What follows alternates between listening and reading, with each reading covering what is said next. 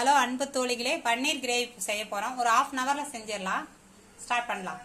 2 லவங்கம், 2 கிராம்பு, 2 ஏலக்காய், வெங்காயம், ஆனியன், ஒரு 4 ஆனியன். 4 ஆனியனை நல்லா செவக்க வறுத்துக்கணும். ஆனியன் வதங்கிறதுக்கு கொஞ்சம் உப்பு சேர்த்துக்கலாம். ஆனியன் வதங்கினதுக்கப்புறம் அனல் குறைச்சி வச்சிங்க. குறைச்சி வச்சுட்டு கொஞ்சம் மஞ்சள் பொடி, 1 ஸ்பூன் கொத்தமல்லி பொடி, 1 ஸ்பூன் காரப்பொடி, மிளகாய் பொடி, வெறும் மிளகாய் பொடி. இதை நல்லா வதக்கணும்.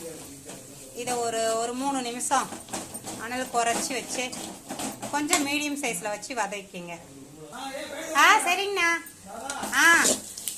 ஆனியன் வெந்திருக்கு, வதங்கிடுது நல்லா. ஆனியன், காரப்பொடிலாம் இதை ஆற வச்சு மிக்சியில் அரைச்சிட்டு வந்துடுவோம். ஆனியன் ஆறங்காட்டியும் ஒரு 4 தக்காளி, பச்சை தக்காளி மிக்சியில் அரைச்சி வச்சுருக்கேன். இதை வதக்கணும். இந்த பச்சையாக அரைச்ச தக்காளி, ஒரு 4 தக்காளியை ஒரு 5 நிமிஷம் அப்படியே வதக்குவோம். தக்காளி 5 நிமிஷம் வெந்துருச்சு. இந்த அரைச்சி வச்ச இந்த வெங்காயத்தை கொட்டுறோம். ஆனியன் பேஸ்ட்டை அனலை குறைச்சி வச்சுட்டு கொட்டுறோம். அனலை குறைச்சி வச்சுட்டு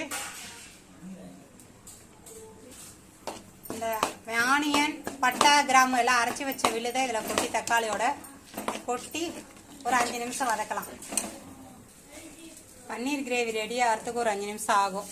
அதுக்குள்ளே தோசை வாத்து, இந்த இதில் தோசை வாத்துன்ருக்கேன். தோசைக்கு தான் பன்னீர் கிரேவி தொட்டுக்கு போகிறோம். சப்பாத்திக்கும் நல்லாயிருக்கும், தோசைக்கும் நல்லாயிருக்கும்.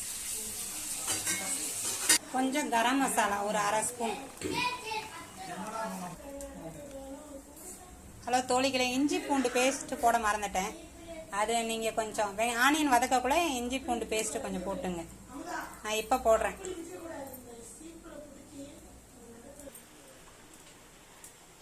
ஜிஞ்சர் பேஸ்ட்டு கொஞ்சம். கிரேவி ரெடியாக எடுத்துங்க.